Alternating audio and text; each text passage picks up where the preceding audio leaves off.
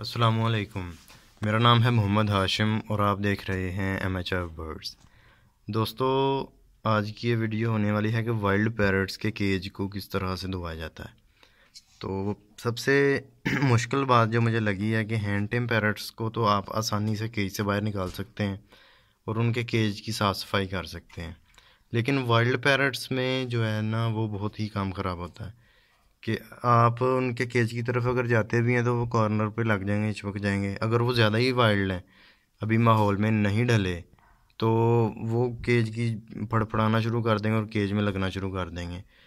तो as the result ये होता है कि वो अपने परों को ज़ख्मी कर लेते हैं और मतलब है अपना नुकसान कर लेते हैं पैरट्स।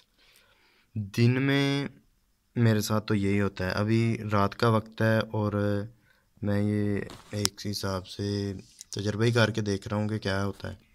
तो रात में अगर मैं देख रहा हूँ तो ये बहुत ही ज़्यादा रिलैक्स है इस टाइम।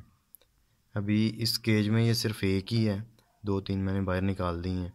तो इसको भी मैं देखता हूँ कि अंदर ही रहने दूँ या निकालूँ।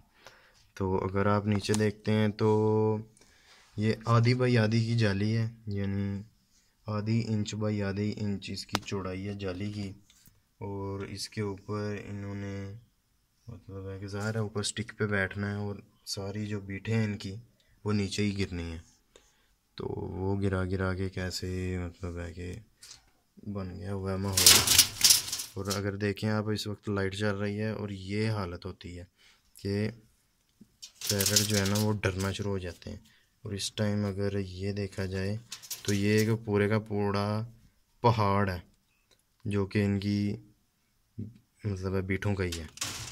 तो काफ़ी देर बाद सफाई होने लगी है। वजह यही थी कि इनका जो है ना ये आपस में केज में लगते थे।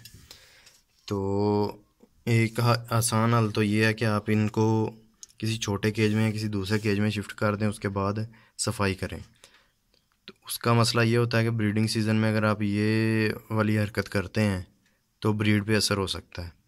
तो उसके लिए बेहतरीन हल ये है कि लाइट को डिम करें और रात के वक्त आप केज की सफाई करें।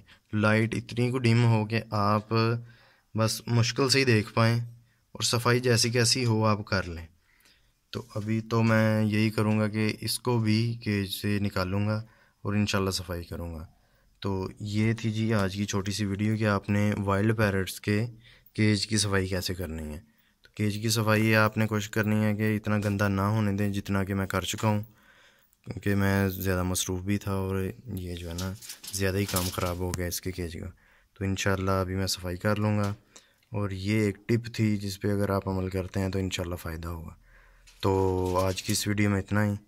अल्लाह हाफिज़।